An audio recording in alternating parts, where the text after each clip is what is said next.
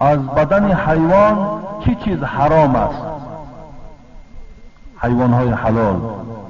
این حیوانهایی که میخوریم، مثال گوشت اونها را، چه از گوشت گاو باشد، چه از گوشت گوسفند باشد، خب از بدن همینها چی چیزها حرام هستند؟ یکم،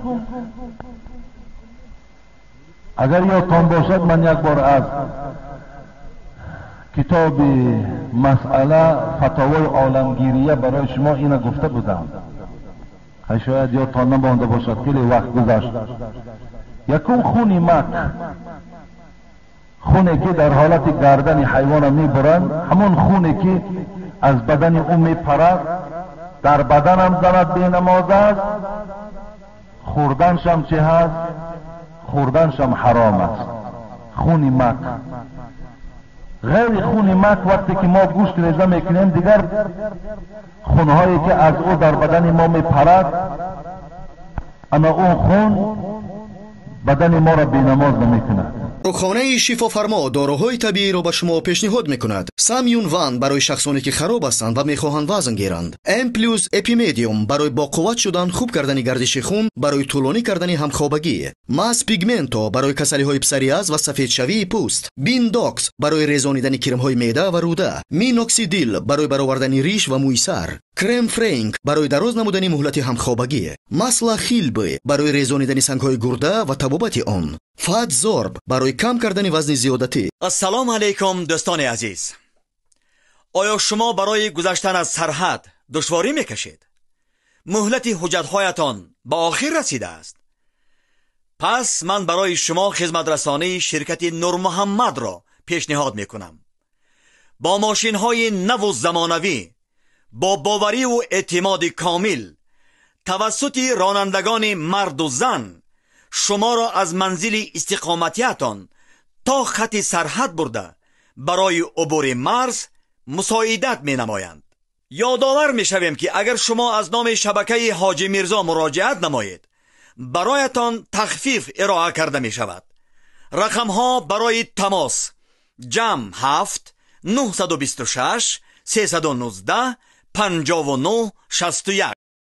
خونهایی که از او در بدن ما می پرد، اما اون خون بدن ما را بی‌نماز نمیکند، لیکن خون مک بی‌نماز میکند. دوم چیزی که حرام است، آلت تناسلی است. خب نرینه باشد، گاو آلت او را خوردن، اگر ماده هم باشد گاو، آلت تناسلی گاوی مادر هم خوردن حرام. سه، یکم خون مک است. دویم آلت تناسلی از مثال حیوانی نر، سوم از حیوانی مادر خوردن.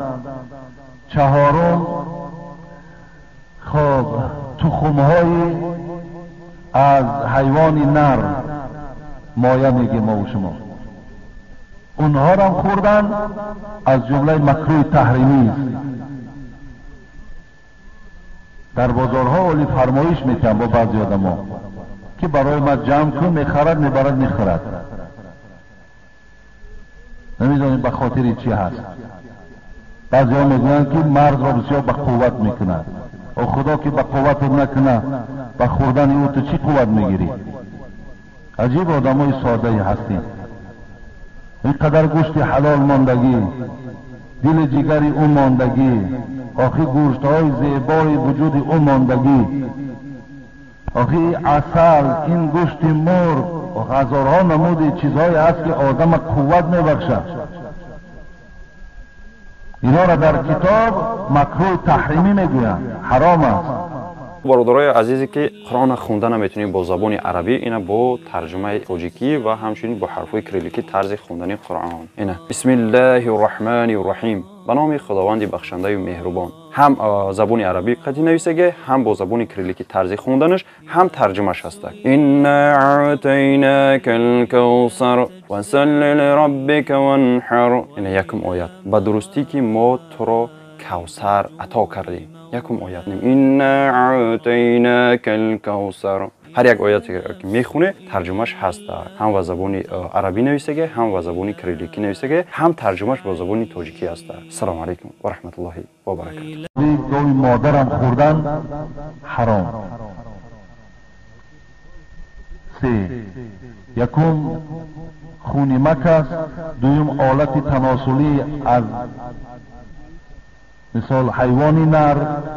سوم از حیوانی مادر خوردن. 4 خب تخم‌های از حیوانی نر مایه میگیم ما و شما، اونها را خوردن از جمله مکروه تحریمی است. در بازارها ولی فرمایش میکنم با بعضی آدم‌ها که برای ما جمع کن، میخرد میبرد میخورد، نمیدونیم به خاطر چی هست. بعضی ها میگویند که مرد را بسیار به قوت میکند. او خدا که به قوت نکنه به خوردن او تو چی قوت میگیری؟ عجیب آدم های ساده هستیم. اینقدر گوشت حلال ماندگی، دل جگری او ماندگی، آخی گوشت های زیبای وجود او ماندگی، آخی عسل، این گوشت مرغ و هزارها نمود چیزهای هست که آدم قوت میبخشد. اینا را در کتاب مکروه تحریمی میگویند، حرام است.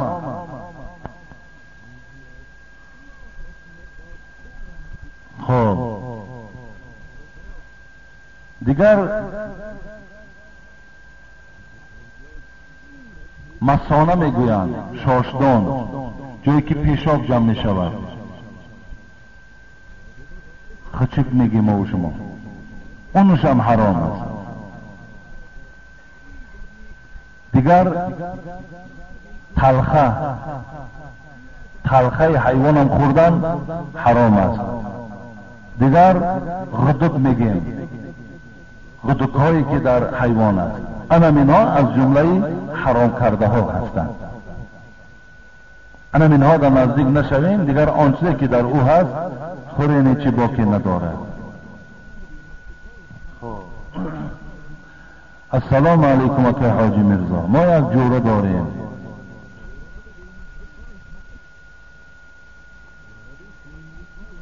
اینجا یک سوال درباره همین بعضی بچه هایی که مثلا بیراگردی میکنن، درباره همینها هم یکان صحبتی داشته باشیم که گویم هم صاحب نمازن و هم صاحب همین مسجد می آین و هم موعظه گوش میکنن. در برابر این باز به دخترهای مردم داده گریفت دارن. حاجی گفته باز تاکید کردن که ما در اطراف این چند بارها صحبت کردیم. دادرای عزیز گفتیم از این کاری بدم دور ایستید. این یگان شأن و شرف نیست، این یگان بزرگی شما را نشان میدهد. السلام علیکم داملای شیرین سخن. من یک نفر از مخلصان دائمی شما شکر الله میکنم که چنین عالمی با عمل در منطقه کلاب و ما عطا کرد و من یک مشکلات مهمی پیش آمده است. تنها خداوند بزرگ این مشکلاتی من را آسان میگرداند. این روز که روز اجابت دعا هست، التماس با همراهی قوم دعا کنید که الله مهربان مرا از این مشکلات خلاص گرداند. خداوند دائما نگهبان شما با احترام مخلصی دائمی شما. خدای مهربان مشکلات این بنده ای که از این قوم دعا خواستند، خداوند مشکلات چه رفت بگردانی و دور بگردانی و همه کاراش در خدا کشایش نصیب گردانی. آمین یا رب العالمین. السلام علیکم اکای حاجی مرزا. بعد السلام، صحتی و سلامتی شما را خواهانم. از شما خواهش میکنم که با سوالهای من با پرروی جواب گویید. میگویند که گلستروک بستن ممکن نیست، عقیده شما در این باره چیست؟ این جایز است دادرای عزیز. کدامید گلستروک میبندی، کدامید نمیبندی؟ با گلستروک نماز میخوانی، بی گلستروک نماز میخوانی، عبادت در پیش خدا قبول است. این گلستروک داختن، این مثال گلستروک استفاده بردن، این یگان نشانه گناه نیست دادرای عزیز. و نمیدونم به خاطر چی همین بسیار در بسیار جایها میگن که با گلستروک نماز نخوانی. این چی سبب دارد هیچ کس نمیداند. بعضی ها میگن که گویا که این طوق لعنت باشد، حالا که کسی نمیدونه که طوق لعنت چی بود. این طوق لعنت چیزی نیست برادر عزیز. این طوق لعنت یگان بند و یگان چیزی نبود که در گردن شیطان زده باشد. طوق لعنت معنای رانده شدن او از جمعیت ملائک بود، از آسمان بود. رانده شدن او را معنی میدهد. اون یگان چیز در گردن شیطان آمده در آمدگی نیست. به این خاطر گلسرک انداختن این یکی از زیباگی است. زیبا است. آدم وقتی گلسرک استفاده میبرد این هم یکی از لباس های زیبا به شمار میرود. به این خاطر گلسرک شداختن گیرد با که ندارد.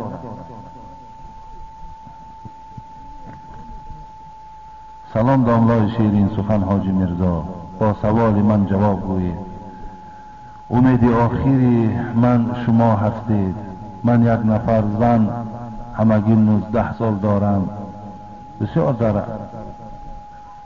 عذابم. پدر من 10 ماه می شود که با من قهری است. برای گوش کردن امر معروف مرا گفت که از خانه برآمده رو با این کسی تحاید. من باشم سطر کردم. از سطر من نارضا هست. کی گناهگار است؟ کی گناهگار است؟ در آخر در حق من دعا کنید که پدری نارضای من از من رضا شود. در نمازهای جمعه شما اشتراک دارد. خیر خدا خیرش دهد این پدرم. اینجا می آید خودش امر معروف گوش میکند برای خودش درست، برای دخترش امر معروف گوش کند چی جای نادرستی است؟ اگر دختری او روی مال اندازد و دختری او بدنش برای مردهای بیگانه نمایان نکند چی جای گناه است؟ من حیران میشم در این خیل. در همین خیل عمل آدم نمیدونی باور که چی جواب گویی. وقتی که خودی وی نماز میخواند، وقتی خودی وی مسجد می آید، وقتی که این دعوای مسلمانی ایمانی دارد، این جای تعجب است. باور کنید حیرت میشود انسان که انسان رو نگذاریم که کسی تا گوش کند که بر او امر معروف است. گوش اندازیم. چه بچه هامون باشد، چه دختر هامون باشد، هر چیزی که باشد برای فایده جان ما و شما، هر چیزی باشد برای فایده آخرت ما و شما اونها را استفاده برید. هیچ وقت از این قفامانی نکنید. پدر گناهگار است البته. خدا قدری بلندش داده است، شرف بلندش داده است. لیکن خواهر عزیز شما احترام از او کنده نکنید. شما احترامش کنید به خاطر پدر بودن. لیکن از کسی تا گوش کردن هیچ وقت دور نیستید. یا از روی مال انداختن، بدنتان نمایان نکردن هیچ وقت دور نیستید. همیشه با ستر و با حجاب باشید. همیشه با حیا باشید. همیشه خدا ترس باشید. این امروز ببین حیران میشه برادر عزیز. امروز جوانا را وقتی نیتی زنگیری میشوند ببین همه اونها جستجو میکنن که کجا یک زنی باشد که زنی با ترتیب باشد، زنی با معنی باشد، بعد رفتن نکاح کده میگیرن. وقتی دختری ما صاحب روی مال باشد، صاحب لباسهایی باشد که مردم بدن او را ندیدن، این خیل دختر با خوش خرید است. در او بر وقتر با برای او یکان شخص پیدا میشود او را در نکاحش میدرارد. وقتی او را اگر ما در نمایش براریم، وقتی او بی ترتیب شود، بی معنی شود، خود کوچگر شود، و خواهی باز در خانه دردی سری ما و شما می شود.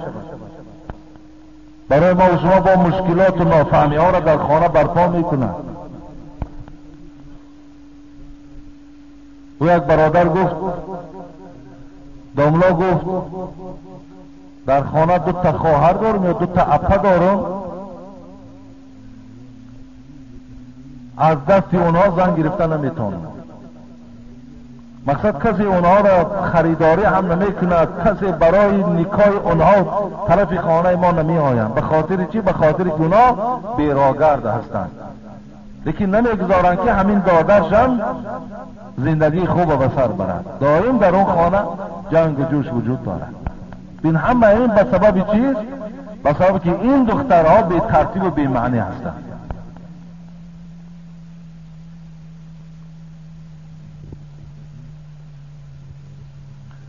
السلام علیکم اکای دامله حاجی میرزا، من مخلص دائمی شما هستم و با شما یک چند سوال داشتم، میخواهم در همین جمعه جواب شما گردانید. یکم، آدم نمازخوان اینجا یک کردار یاد کرده است، یک عملی ناخوب یاد کرده است. اگر در همون مبتلا باشد نمازش قبول می شود یا نمی شود؟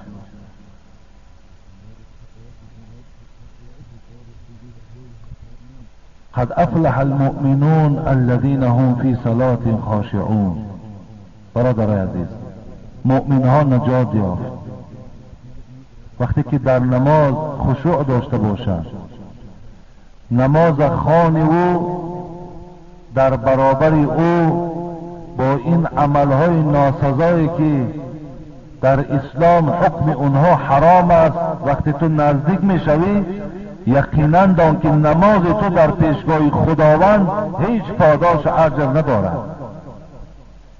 وقتی نماز آدم از کار فحش و فحشایی باز نداشت، معلوم میشه که این نماز از برای خدا نیست. الصلاة تنها عن الفحشاء والمنکر، خدا اعلان کرده شما اگر صاحب نماز شوید خدا شما را از راههای بد باز می‌دارد.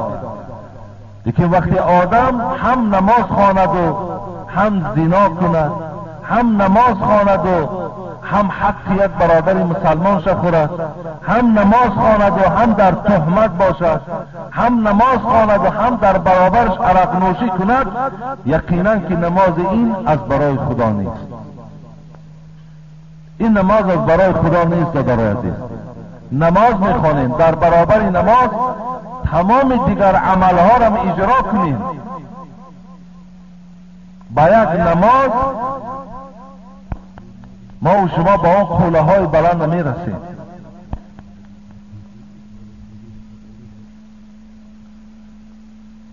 آدمی که نماز نمیخواند لیکن خدا را میشناسد، او را کافر گفتن درست است یا نادرست؟ نه، نادرست است.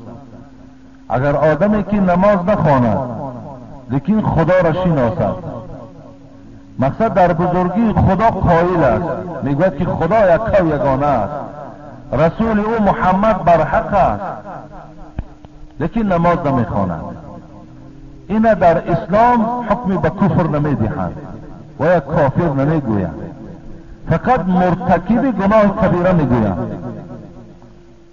یعنی گناه های کبیره است، از جمله نماز نخواندن این گناه کبیره است. وقتی نمیخواند او را کافر نمیگویند بلکه گناهگار میگویند و گناهگار است. کافر شخصی را میگویند که اگر نماز انکار میکند یا نماز افسانه میشمارد یا روزه یا زکات یا حج اینها را مسخره میکند و اینها را از جمله عبادت هم نمیشمارد، یا اینکه وجود خداوند را انکار میسازد. اعوذ بالله. اما این کسا در اسلام حکم به کفر میدهند. سوم، در دست چله نقره داختن درست است یا نه؟ سوال از ناحیه واسطه بود است. چله نقره استفاده بردن سنت است. یعنی کسی چله نقره می اندازد در دست، میلش درست است. اینم از سنت های پیغمبرم به شمار می رود و در چله پیغمبر خدا هم چله داشتند که بعد سر پیغمبر خدا در دست ابوبکر بود، بعد ابوبکر حضرت عمر گرفتن.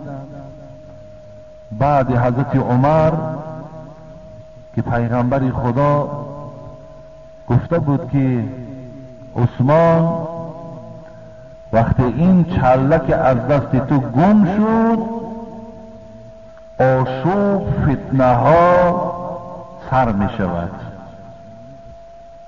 چله در دست حضرت عثمان بود، در چاه عریس افتید و هر چی کافتن دیگر نیافتنش.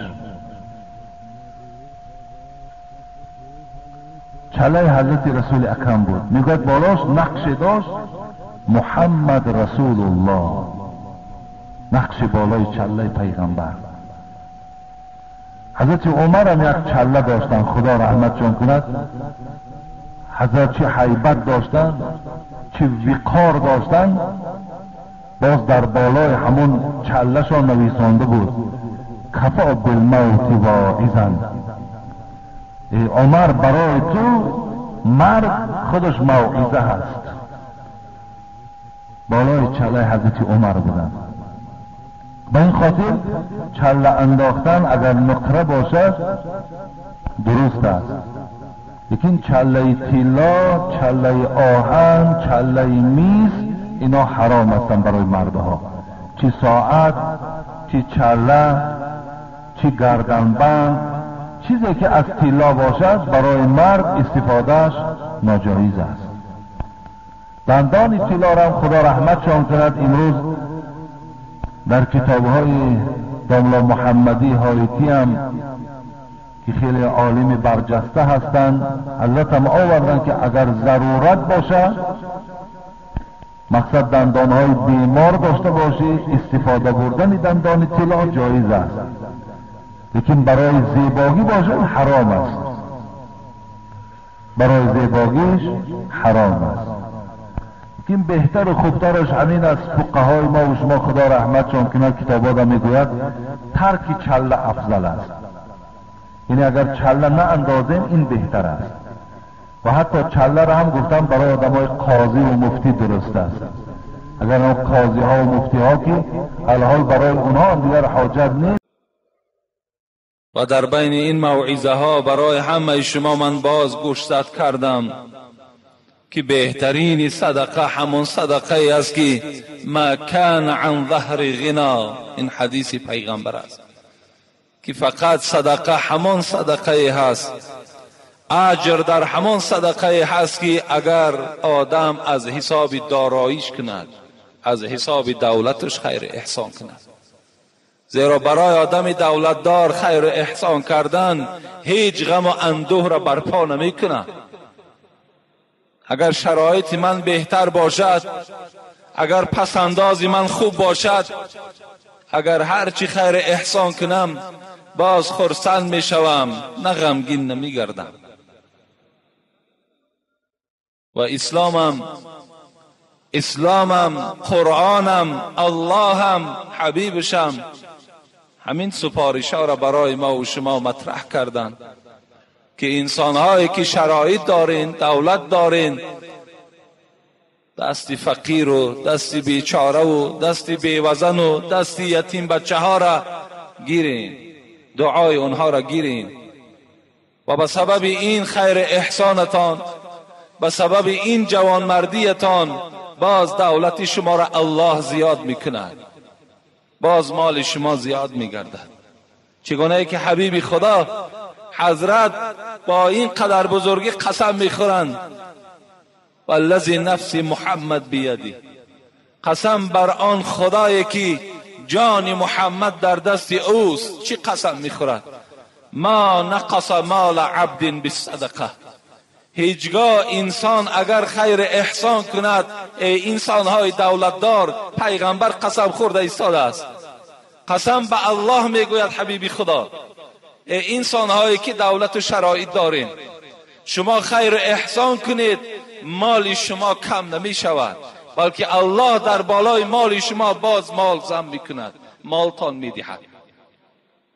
وقتی تو یک یتیم بچه را یاردم میکنی، یک طالب علم یاردم میکنی، یک مسجد را بنا میکنی، یک راه را تیار میکنی، یک آبیاری میکنی و دیگر خدمت‌هایی که وجود دارد و او بنده های خدا دست میبردارن و میگن پروردگار این جوان مردم مالش زیاده بگردان، دعای اونها در نزد خدا قدر دارد، قیمت دارد. وقتی یک طبق خوراکی را که در خانه یک همسایه و یک فقیر روان میکنی وی دستش در آن خوراکی با لذت وقتی دراز میکند، به واسطه وی میگوید که خدا پدر و مادر تا رحمت و مغفرت کند، خدا مرادها تا حاصل کند. دعای این پروردگار میشنود، دعای او را خدا قبول میکند. یکی بازگشته میگویم که برادرایی که شرایط ها ندارین، قرضدار هستین، در بدر هستین، فرزندهای در غریبی دارین، برای شکم به شما رسید کردن، اسلام به ذمه شما خیر احسان فرض نگردانید، واجب نگردانید. من انشاءالله در باب فضیلت زکات و وعید بی زکات ها انشاءالله در همین نزدیکی صحبت دارم. شاید این جمعه آینده شود. فقط شما آن خیر احسانی که می شود از جانب برادرها اونها را گرفته استفاده برید. من به خاطر چی اینقدر جمعه های زیاد در اطراف این فضیلت صدقه صحبت کردم؟ تا که شما آگاه شوید که این مشکلاتی که ما و شما بالای خودمان آوردیم این اسلام نمیخواهد. اینجا عیب اسلام نیست، اینجا عیب قرآن نیست، اینجا عیب خود ما و شما هست که این بار وزنین در گردن خود بار کردیم. این عیب ما و شما هست. اینجا اسلام گناهگار نیست. اسلام به ذات خود ندارد عیب. هر عیبی که هست در مسلمانی ماست. اسلام هیچ عیبی ندارد.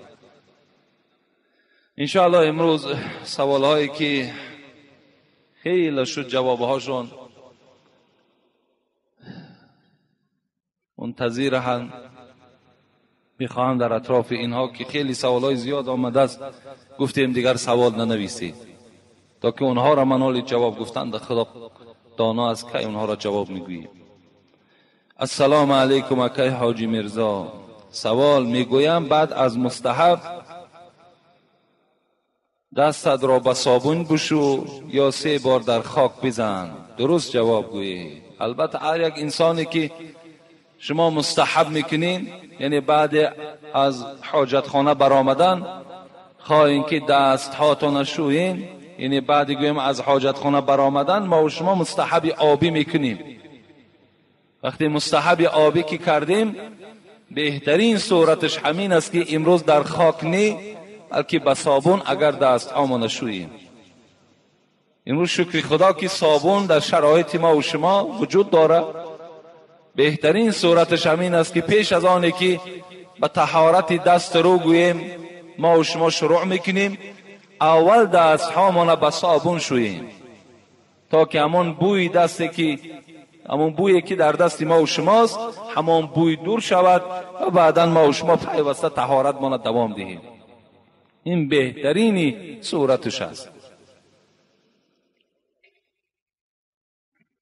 السلام علیکم اکای حاجی مرزا. با این سوال من جواب گویید که از قفای امامی که دندان طلا دارد نماز خواندن درست است یا نه؟ مخلصی شما از واسه. از پس امامی که دندان طلا دارد نماز جایز است. نماز جایز است. دندان طلا چی برای زن چی برای مرد حرام است اگر بی عذر باشد. اگر عذر نباشد برای مرد چله طلا، برای مرد گردنبند طلا، برای مرد ساعت طلا، دندان طلا، همه این صراحتا در حدیث حرام آمدگی هست.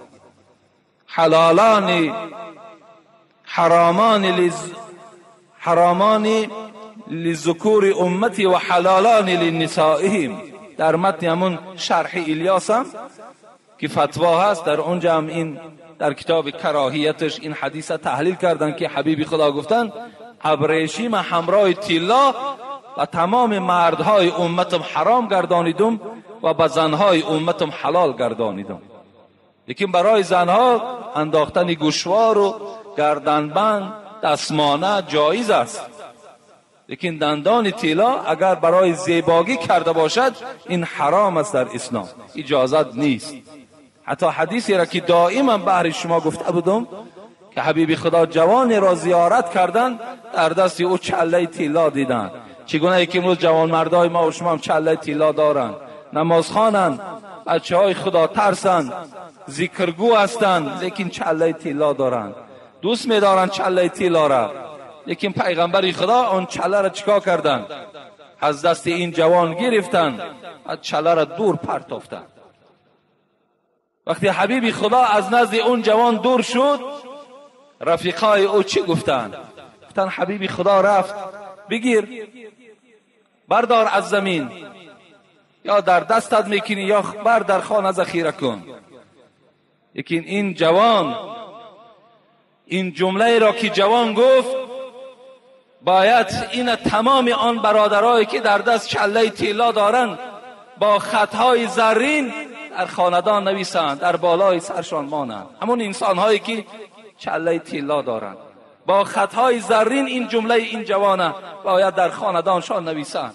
این جوان چی گفت؟ گفت والله، گفت قسم به خدا، گفت این چله را که حبیب خدا از دست من جدا کرد و در زمین پرتافت، اصلا وی نمی بردارم. اگر چی نرخی او $1000 هم باشد، $2000 هم که باشد، من وی از زمین نمی بردارم، چیزی را که حبیب خدا پرتافته. این جمله ای بود که از زبان این جوانمرد خدا ترس برآمد. این باید در تمام جوانای ما این شعار باید. این جوانمردی نیست، این جوانمردی نیست که در دستی من چله باشد که $3000 و $5000 قدر داشته باشد. من جوانمرد، انا همون جوانمردی را میگویم که در پهلوی برادرای فقیر ایستاده و مردم یاردم کند. مال داری، ملک داری، خوش به حالت، من طرفدار شما هستم. من دائم دعا میکنم که خدای مهربان تمام مردم تاجیکستان بای بگرداند. دائم دعای ما این است. ما نمیخواهیم که شما کم بغل و فقیر باشین. چگونه پیغمبر دعا کردند؟ اللهم انی اعوذ بک من الفقر. پروردگارا از کم بغلی به سوی تو پناه طلب میکنم. این دعای پیغمبر بود. ما هم پناه طلب میکنیم که خدا شما را اصلا فقیر نکند. لیکن شرایط داری، دولت داری، مال داری، خوش به حالت، خدا باز دولت زیاده گرداند. لیکن برادر و اولاد و اجداد، بعضی همون چله‌دارها باور کنین پدرش گرسنه است، مادرش گرسنه است، خانه دادرش از سالش خطی باور که خبر نمیگیره، تمام اولاد و اجدادش از او شکایت داره و لیکن در دستی یک چله هست که اگر شاید که ما و شما برداشتش نتونیم، یا در گردنش چنان گردنبندی هست که اگر در ترازو کشی شاید 2 کیلو بیاید، لیکن همت ندارد، همت ندارد. گفتی همون شاعر دولت را فیل بردارد میانش بشکند. دولت اگر فیل برداره میانش بشکند، همتت را پشه هندوستان برد. یک چنان همت داری که یک پشه بگیره هندوستانش میبره. تو همت داری، تو جوانمرد باشی، مرحمت. امروز راههای کمک خیلی زیاد است، خیلی زیاد است. امروز برادرای نصرانی شده ایستادند. امروز بیماری های داریم، بیچاره ها که میگه 100 سامان در کار که می چشم جراحی کنم 100 سامان نمییابد. در همون محله زندگی دارد که شاید که چندین جوانمردی چله‌دار باشد. مرحمت، انا راهی کمک، راهی ثواب. این ملامت نیست، این تحقیر نیست، باز یکی اگان تا شما خفه نشوید.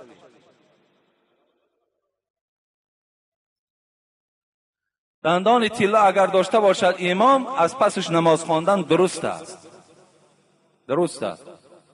والاولا بالامامتی اعلم بسنتی است، ثم الاقر ثم الاسد. همون عالمی که اگر دندانش طلا هم که باشد لیکن عالمی بس سنت است، از همه مسئله و مسائل های شریعت درکدار است، قرائت خوب دارد، تقوا دارد، از پسش نماز میخوانیم.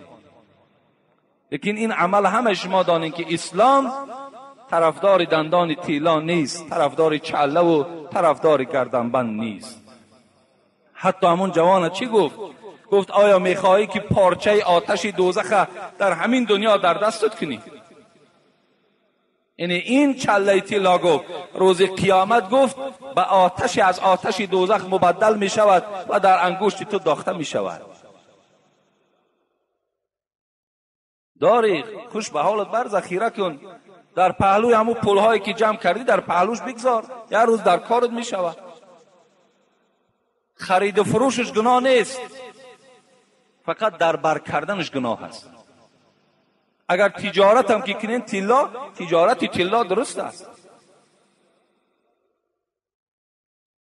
السلام علیکم اکای حاجی میرزا، من یک مخلص شما هستم. عاشقان را اسلام چی میگوید؟ عاشقان را اسلام سخنی سخت نمیگوییم. عاشقی این جایز نیست در اسلام. دادرای عزیز، جوانای عزیز، عاشقی خود معنی ندارد. هر کسی را که شما میخواهین که نکاح کده گیرین، شما را اسلام رخصت داده است که رفته چهره وی تماشا کن، رو وی ببین، خوب است، خوب صورت است، بد صورت است، خوش سخن است، بد سخن است، همه اینها را از تجربه بگذران و بعداً چیکار کن؟ و نکاح کده بگیر. لیکن اجازت نمیدهد اسلام که تو با او دستی به دست کرده و ماها و سالها با او یک جایه بگردی و آخر آمده بعد نکاح کده گیری. این حرام است در اسلام، اجازت نیست. شما وقتی یک دست یک دختر را میقپین، من به همه شما یک سخن را میرسانم، فقط خواهر خودتان پیش چشم بیارید، فقط خواهر خودتان. وقتی تو دست یک خواهر برادرم میقپی، هیچ وقت نیتی تو نیتی پاک نیست، تو دروغ میگوی با دلی صاف. این دلی تو صاف میشد، دستی او دختر قپیده و فشرده و از دستی او راحت نمیبردی.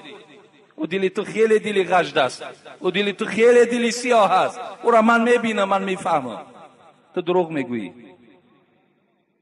وقتی دستی او را قپیدی، تصور کن که یک رفیقی تو دستی خواهری تو را میقپد، خودت را چه خیلی تصور میکنی؟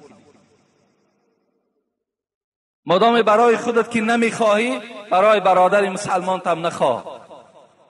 یک برادر تم بیچاره را در غم اندوه نافتان، تا که فردا یک رفیقش میگوید میدانی خواهرت با فلانی دیدم. خیلی آدم غمگین میشود، ناراحت میشود. از این خاطر اسلام عاشقی را هیچ وقت جایز نمیگوید. حتی شما تلفنی هم صحبت داشته باشید، اسلام این حرام میگوید. تلفنی، زیرا صدای زن خودش ریاکسیا دارد، خودش یک وجود آدم را ویران میکند. با تلفن حتی همراه او صحبت نکن. حبیب خدا به تمام جوانها سفارش داد: یا معشر الشباب، ای جوانهایی که شما زنگیرین، شما زنخواه هستین، من استطاع منکم الباءة فلیتزوج. کدامید که اگر قوت داری، پول داری، زن بگیر. و باز گفته است پیغمبر: ای مردم دختردار، مهر دخترتان بلند نکنی. بهترین زن همون زنی که مهرش کم است. دختر تا نرخ قیمت نمان که آیسته آیسته پای مردم دیگر از دروازه تو کنده می شود. این دختر است، او شهوت دارد و هم شوهر می فارد، روز از روزها تو را به آب رو می کند با این نرخ نوایی که تو در او دختری خود گذاشتی. جوانها را می گوید کدامت پول داری، مال داری، زن بگیر. فإن لم یستطیع، ای حبیب خدا اگر نداشته باشیم چی؟ فعلیکم بالصوم فانه وجاء. گفتن جوانای عزیز مادامی که نداشته باشین، خدا شما را صاحب مال و ملک کند و دخترها را، دختردارها را خدا انصاف دهد. شما روزه گیرین تا که شهوت شما، همون شهوتتان به واسطه روزه شکسته شود. روزه بگیرین. گفت روزه شما را مانده میکند، روزه شما را شکسته میکند، همون طغیان شهوت از بدن شما دور میکند. این از توصیه پیغمبری خدا.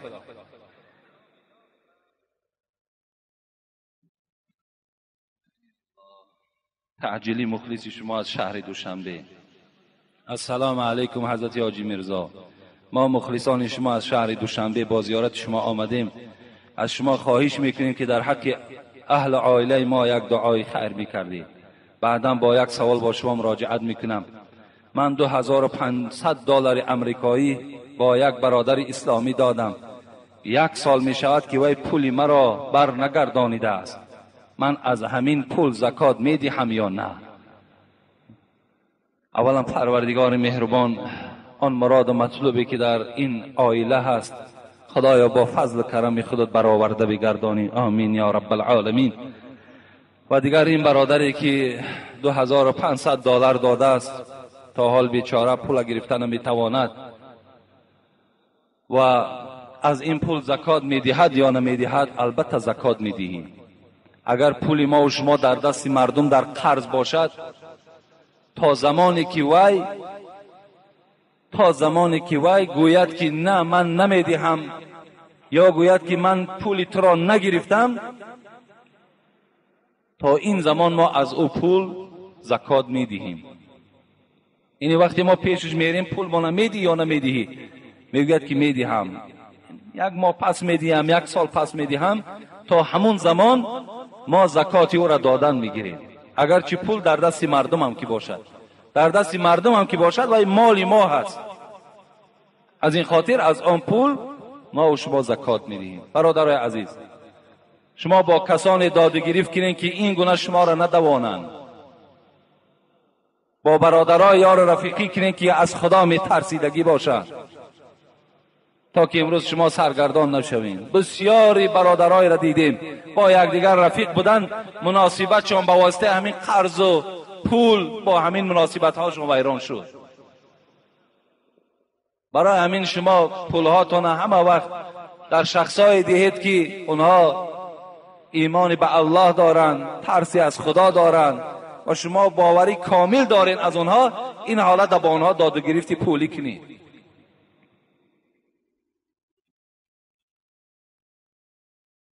السلام علیکم داملای شیرین سخن بابای حاجی. من یکی از مخلصان دائمی شنونده شما که در ناحیه مومن آباد زندگی دارم، از شما سپاسگزارم که در حق ما دعای کنید که ما به همسایه بد گرفتار هستیم که مدت 1 سال است که با ما جنگ و جدال دارد. من از کاسیت 56 شما در مسئله همسایگی گفتگوی شما را شنیدم که این به من بسیار معقول شد و خواستم که مکتوب را با شما نویسم. خواهش مرا التماس رد نکنید، در حق ما دعا کنید. مکتوب مرا همین جمعه خوانید. من انتظار جواب و دعای شما هستم بابای حاجی. با احترام، یک زن از ناحیه مؤمن آباد. قیل یا رسول الله این فلانه تصلی لیلا و تصوم النهار و تؤذی جیرانها بلسانها، فقال رسول الله صلی الله علیه وسلم لا خیر فیها هی فی النار. این برادری ما کسی باشد در یک همسایه خیلی بد گرفتار شده است و میخواهد که با واسطه دعای ما و شما از این همسایه بد نجات یابد، از دشنام اون نجات یابد. این حدیثی که الحال برای شما خواندم، این حدیثی هست که نزد پیغمبر خدا یک نفر آمد گفت ای پیغمبر خدا، یک نفر شب تا به روز نماز میخواند، روز باشد روزدار است، لیکن همسایه اش را بسیار آزار میدهد. در حق این گونه انسان چی میگویی؟ حبیب خدا چی گفتند؟ لا خیر فیها هی فی النار. گفتند آن نماز شبش و این روزه‌ای که در روز میگیرد نیست خیر در اونها، با او خبر دهید که وی دوزخی هست. کسی که در پی آزار همسایه هست. ما زال جبریل یوصینی بالجار حتی ظننت انه سیورثه. حبیبی خدا را حدیث صحیح است، هرگاهی که جبرائیل پایان میشد نزد من می آمد، مرا از حق همسایه داری خبر میکرد. دائم در حق همسایه داری مرا تاکید میکرد. گمان بردم این که انسان وقتی از دنیا میگذرد همسایه از همسایه میراث میبرده باشد. تا این قدر گفت حضرت جبرائیل مرا تاکید کردند. بسیار بد است برادرای عزیز، هر کدامی که شما همسایه دارین، خوب است ناخوب است، با او معامله خوب کنین، کاری کنین که با او رفت آمد کنین. خداوند این بنده ای که از این جمعیت ما دعا طلب کردند، خدایا به همه مراد و مطلوبش موفقش بگردانی و همه خصلت های ناخوب این همسایه را خدای مهربان از بدن او جدا کنی و در عوض این خصلت های بدش خداوند به او حلم و به او نرمی و به او انصاف نصیب بگردانی. آمین یا رب العالمین. به نام خداوند بخشنده مهربان. السلام علیکم داملای عزیز، من خواهر اسلامی شما، کسبی من همشیره طبی می باشد. اگر در یگان بیمارخانه کار کنم و مردهای نامحرم را جایز است که اوکال کنم؟ التماس با این سوال من جواب دهید. البته در ضرورت جایز است. اگر همون خواهرهایی که همشیره هستند در بیمارخانه ها کار میکنند، بغیر اونها دیگر نفر یافت نمیشد که مردها را معالجه کند، در این حالت جایز است که این زنها همون مردها را همون موضع فقط ضرورت شد، همون موضع ضرورت تبابت کنند، جایز است اگر با شرطی که ضرورت باشد. السلام علیکم بابای داملا، خدای مهربان صفی شما برای این عالم ها را زیاده بگرداند. بابای داملا التماس با این سوال من جواب گردانید. اگر آب دیده کنید طهارت میشی کند یا نه؟ ما یکی از مخلصان اشهدی شما هستیم، یونس و منوچهر و یعقوب و خدایداد، و در آخر با ما یک دعا کنید که ما قرآن را نصف کردیم و با آخر رسانیدیم. خداوند شما را حافظ کامل بگرداند و در این حفظ کرده اتان خدای مهربان شما را عمل کننده بگرداند. آمین یا رب العالمین. آب دیده طهارت نمیشکند، آب دیده هیچگاه طهارت نمیشکند. اگر از کدام ما و شما آب دیده جدا می شود، چه از ترس الله باشد چه از روی مصیبت باشد، این به طهارت هیچ دخالتی ندارد.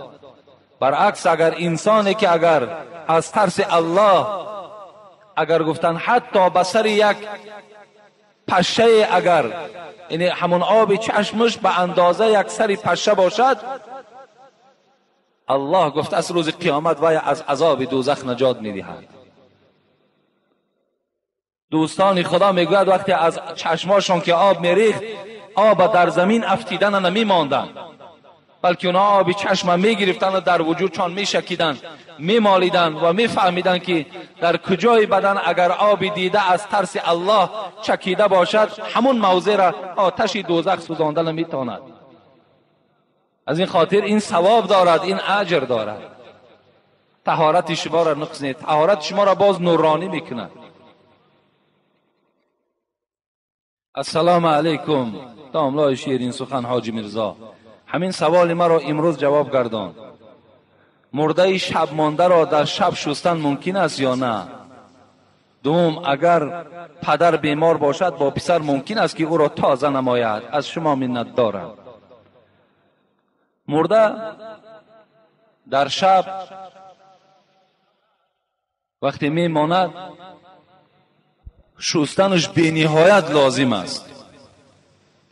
اگر در کدام خانه ای که مرده باشد و فردا نیتی گوراندن او داریم، همون شب شویم تازه کنیم، سحر وقتی که ما او را برداشتن کی شدیم باز یک خبر میگیریم.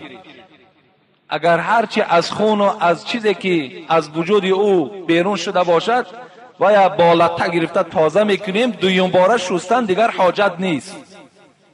همون یک بار شستن خودش واجب است. شستیم، سحر پاکیزه میکنیم، تازه میکنیم، پیش از آنه که در کفن او را چکار کنیم جای کنیم. این بسیار خوب است. دیگر روز بازگویم سرگردانی ها کمتر می شود. ثواب است. و برای فرزند تازه کردن پدر جایز است یا جایز نیست؟ اگر مادرش باشد برای مادر این وظیفه است. مادرش، یعنی برای زن همون مرد وظیفه زن است که باید که زن مرد در حالت بیمارداری کند، آیا تازه کند، شوید، پاکیزه کند. لیکن مادام زن نباشد این حالت در برای فرزندان از روی ضرورت جایز می شود که فرزندان همون پدر نگاه میکنن که تا که پدرشان باز یک بار درچان زیاده نشود، یک بار چرکی او زیاد نشود، یک بار گویم بو و آن بویی که در وجود او است باز او افزون نشود. این حالت در رخصت می شود.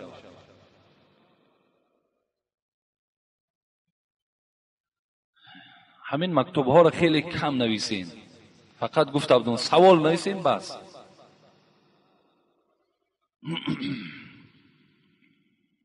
اینجا در خیلی صحبت ها نویسانده است.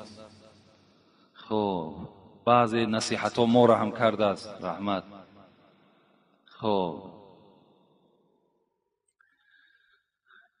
2 سال پیش مادرم وفات کرد و بعضی آدم ها به من گفتن که خانه را انداوه نکن، خانه را سفید نکن و تا 1 سال چکدان تانه نکن که اوبال است. برای آن که 1 سال باید اعضا بگیریم.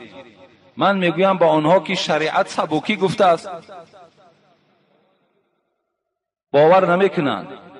اگر 1 سال پس پدرم، 2 سال پس بابایم، 3 سال پس مامایم وفات کنند، من کی خانه‌ام را تعمیر میکنم؟ یا که زنی گفت که پسر برای مادر کفنی نخرد که اوبال است. التماس با سوال من جا، اینا همه یک گپای بیهوده هستند. کفنی را میخریم، کفنی ما تیار میکنیم، خوب است.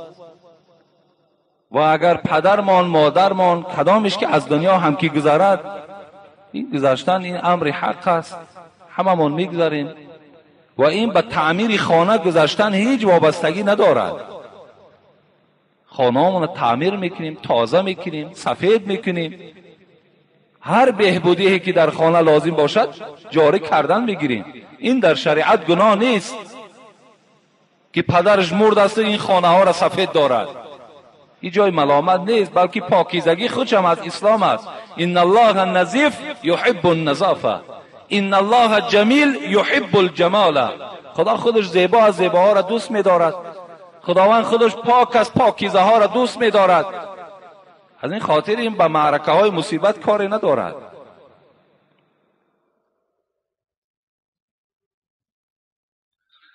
السلام علیکم داملای عزیز و مهربان ما. خداوند دنیا و آخرت ما و شما را آباد کند. اما بعد در مسجد محله ما هر کس برای خود جای را اشغال نموده است. اگر مبادا دیر ماند و به جای آنها کسی دیگر گذرد، تو در جای فلانی نشستی گفته بعضی دیگرشون تنقید میکنند.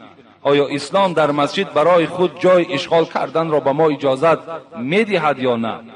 دوم، بعد خواندن فرض یا سنت ما جای خود را عوض میکنیم. این کار ما با دیگرها نمیفارد. داملای عزیز با این مسئله ها روشنی میدادید. اله ما و شما را خداوند از بلاهای زمین و آسمان نگه دارد. مسجد جای ندارد. مسجد برای هیچ کس جای معین کردگی نیست. فقط برای امام جای هست، برای دیگر هیچ کس جای نیست. هر جایی که انسان می آید می نشیند برای او جای هست. اگر مبادایی که من این مسئله را یک بار دیگر گفته بودم، یگان جوانی که اگر یک موی سفید احترام میکند و در جای خودش شیناند، این حق همون جوان است. وای در جای من نشست گفته وای ملامت کنی، در تو گناهگار میشوی. مسجد جای ندارد. اینجا نفری هست، مخصوص مثال مسجد ما، نفری هست که از ساعت 9 و 10 آمده در همین نزد ما می نشیند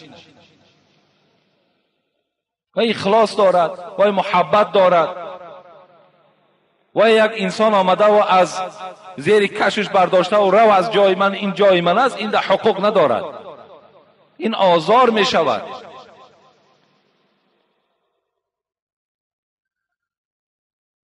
بعد خواندن فرض پریشان شدن خودش سنت است. کسی را میفارد نمیفارد قانون شریعت است.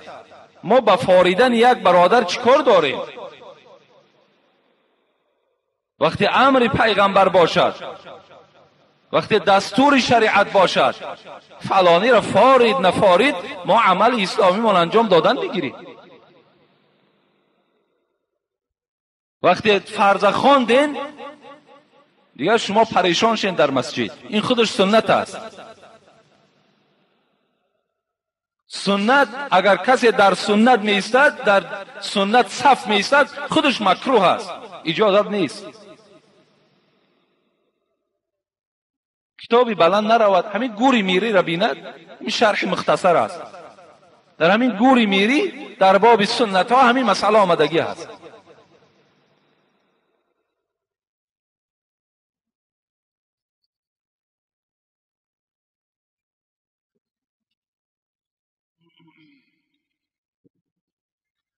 سلام اکای حاجی مرزا، من مخلصی اشدی شما هستم.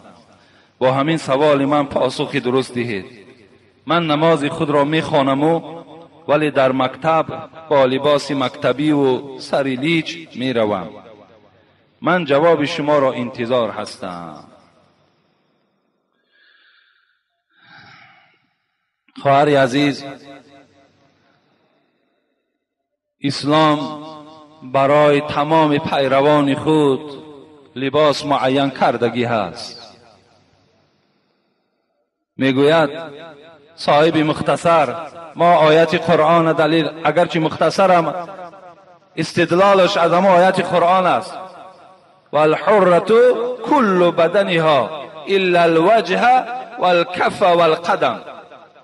صاحب مختصر در کتاب صلات میگوید زن مسلمان کل بدنش باید پوشیده باشد مگر چهره رو، یعنی چهرهش گشاده باشد، گناه نیست. کفای دستش تابد، گناه نیست. و کف پاشم که تابد، این گناه نیست. گفتم و الرجل من تحت سرتی الى تحت رکبتای. اما مردها را چی؟ از زیر ناف تا زیر زانوش فرض است، کسی باید این موضع را نبیند. صاحب مختصر در عبارت در کتاب صلات و ما و شما معین کرده. از این خاطر خواهر عزیز یا برادرای محترم، اسلام الحمدلله که برای ما و شما لباسش معین کرده است. برای زنها پوشیدن کل بدن مگر چهره هاشان، کف دست هاشان، پای هاشان اگر تابد، این گناهی نیست. بغیر این اگر سر لوج باشد، پیشی بر لوج باشد، پایهای او تافتگی باشد، اینجا علک وی گناهگار در نزد الله است، وی گناهگار است.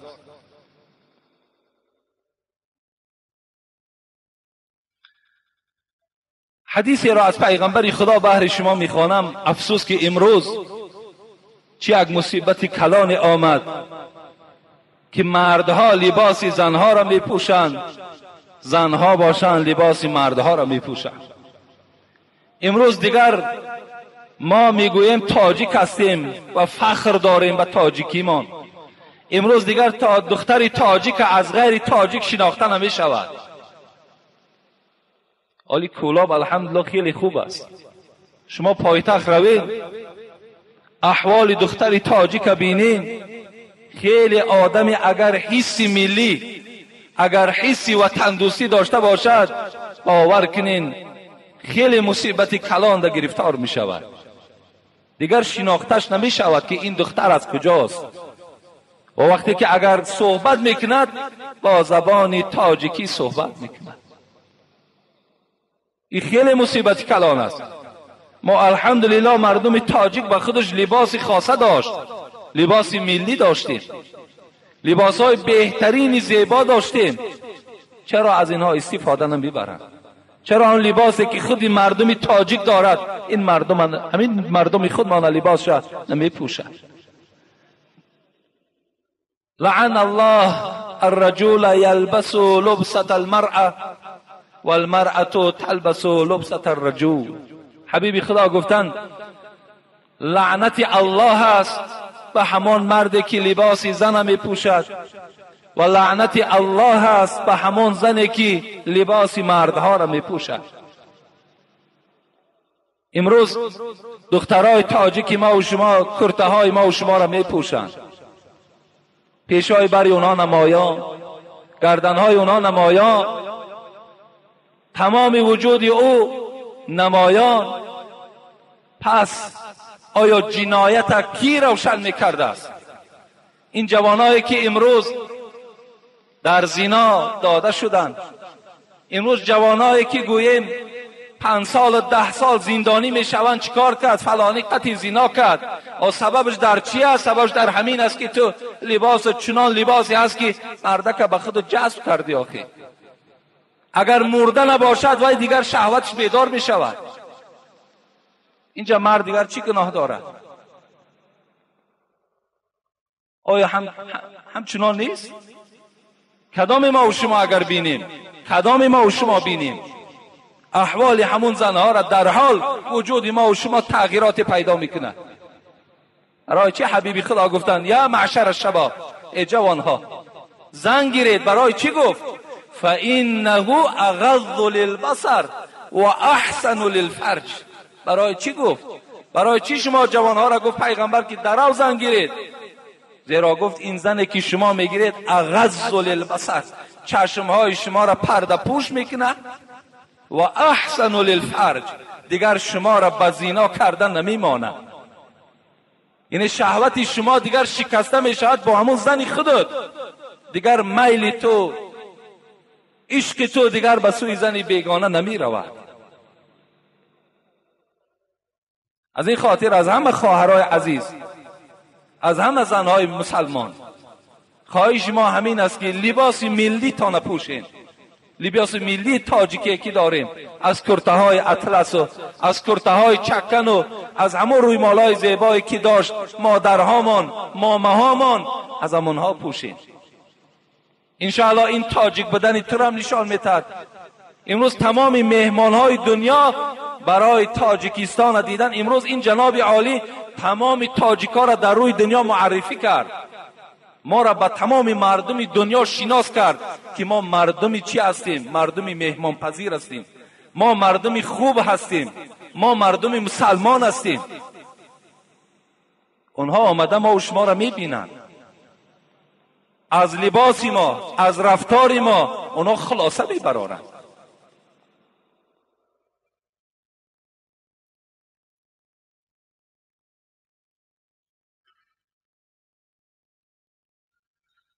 ای الله.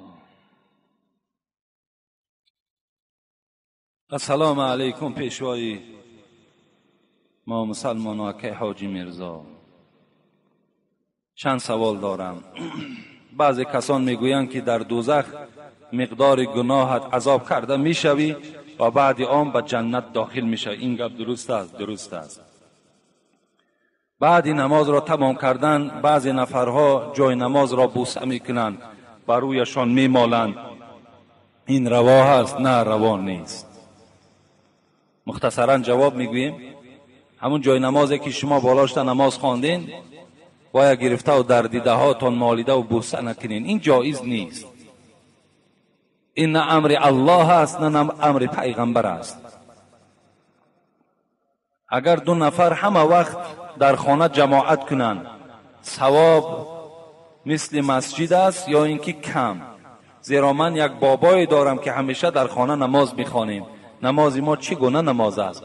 تو اگر جوان باشی خود در مسجد بخوان، بابات که آدم افگار باشد وای در خانه خواندن بگیرد، وای ثواب مسجد میگیرد زیرا وای عذر دارد. لیکن تو که عذر نداری تو آمدم در مسجد نماز بخوان، این حالت تو هم ثواب میگیری. من را در خانه نمیمانند که در بعضی روزها سر شویم، میگویند که در این روز حضرت فاطمه پنجشنبگی میدهد. خصوصا روز پنجشنبه من بار با آنها جنگ کردم که گپ شما نادرست است، شما با این گپ چی میگویید؟ التماس جواب گویید ضرور است. حکم دنیا در پنجشنبگی خوردیم بس نیست، با در جنت هم پنجشنبگی هست، نیست در اونجا پنجشنبگی.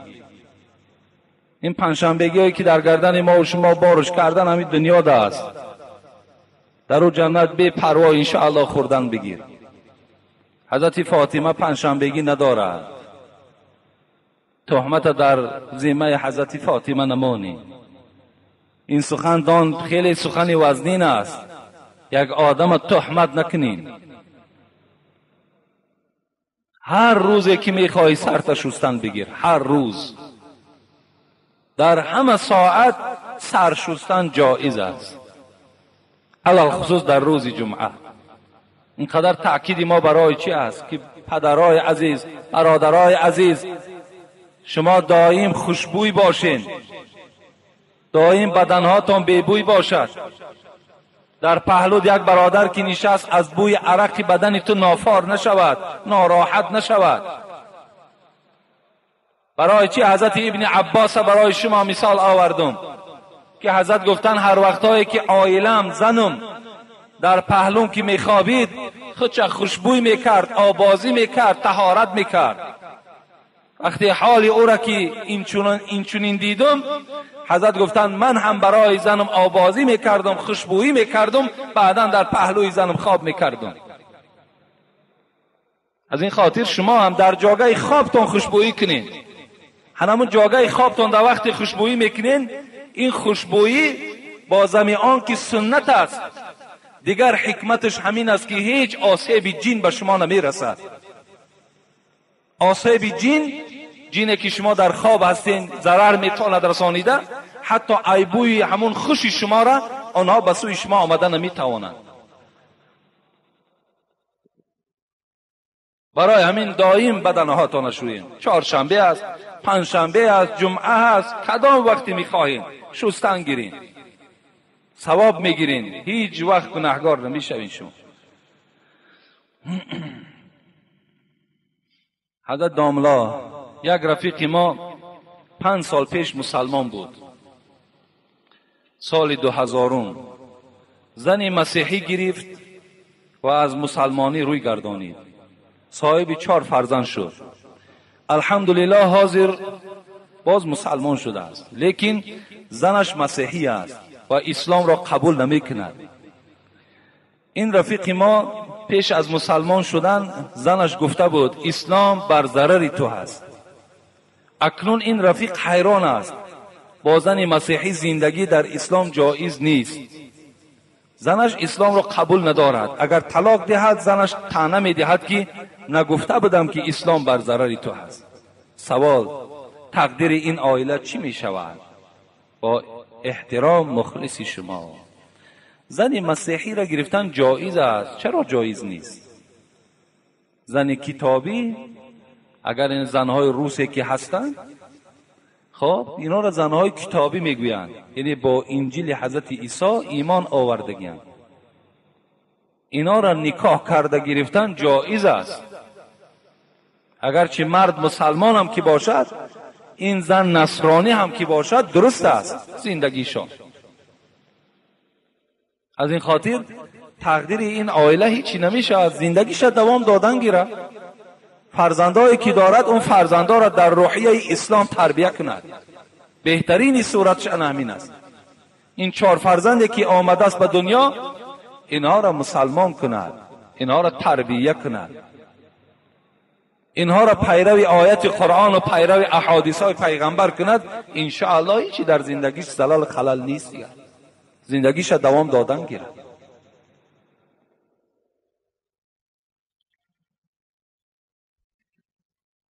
السلام علیکم داملای محترم. بعد سلام، این که ما 2 سوال داریم، خواهشمندیم تعجیلی جواب گردانید، آن ضرور است. در مسجد امام ملا در یکم رکعت آیت از سوره یاسین و بعدا در دویم رکعت از سوره بقره خوان. این درست است؟ درست است. اگر قصدن کند گناهگار می شود، و الا قصدن هم که کند نمازش درست می شود لیکن گناهگار می شود. ما شما سوره بالا و سوره پایان می گوییم. اگر سوره بالا و سوره پایان در نماز خوانی، اینجا در مسئله فقهی حنفی میگذرد که مکروه است، ترک سنت است، لیکن نماز درست می شود. نماز درست می شود. مثل که اینا اول سوره اخلاص است، یعنی قل هو الله احد، و بعد او می آید سوره فلق، قل اعوذ برب الفلق. باید در نماز ما اول سوره اخلاص بخوانیم برای با ترتیب این چنین آمدن. دوم سوره فلق خوانیم، لیکن مبادایی که اول سوره فلق خواندیم و بعد سوره اخلاص خواندیم، انا همین میگن سوره بالا و پایان شد، این نماز درست می شود. فقط اگر همین قصدن کنی گناهگار می شوی. برای همین این امام نماز درست شده است. دوم نماز خفتن را در ساعت 8 می خوانیم. درست می شود یا نه درست نمی شود؟ اقلاً باز برای همه شما امروز مفتیات قانون دارد 1.5 ساعت بعد نماز شام، بعد نماز شام 1.5 ساعت باید ما و شما منتظر باشیم. اگر مبادای سراسیمه باشه، مبادایی که هیچ طاقت نیست، این حالت در ما و شما اقلاً 1 ساعت باید که منتظر باشیم. 1 ساعت اقلاًش باید 1 ساعت بعد نماز شام منتظر باشیم. این حالت در ما نماز ما نخوانیم، دیگر هیچ شک شبهه در نماز ما و شما باقی نمیماند. السلام علیکم اکای حاجی میرزا، من از شما خواهش دارم با سوالهای ما زودتر جواب گردانید. من نماز خوانده ایستادم، شخص دیگر مگنیتوفون در امر معروف مانده گوش میکند، آیا نماز من خلل نمیرساند؟ این به خودت وابسته است. اگر تو در حالت نماز باشی و وی در حالت گوش کردن امر معروف، اگر خوب میشود که اون برادر به این نمازخوان ما یگان تشویش و یگان خلل پیدا نکند. یکی مبادایی که وی گوش کردن که گرفت، اینجا وابستگی از خود نمازخوان دارد که به او توجه نمی کند بلکه نمازش خواندن میگیرد. اگر در وقت نماز شام ساعت 7 باشد، در روز هوای ابر نماز را چی خیل میخوانی؟ ساعت 7 میخوانی یا اینکه بر وقت میخوانی؟ در آخر در حق ما دعا کنید خدا شما را همتون نگه دارد. در روزهای ابرناک در مسئله می آید که نماز عصر و نماز خفتن باید که بر وقت خوانده شود. در روزهای ابرناک وقتی ابر فرا میگیرد جهان تاریک میکند، این حالت ما نماز عصر و نماز خفتن را بر وقت میخوانیم. لیکن غیر اینها را، چی نماز بامداد باشد چی نماز پیشین باشد، خب اینا را ما و شما یا نماز شام باشد، اینا را بر وقت‌تر میخوانیم.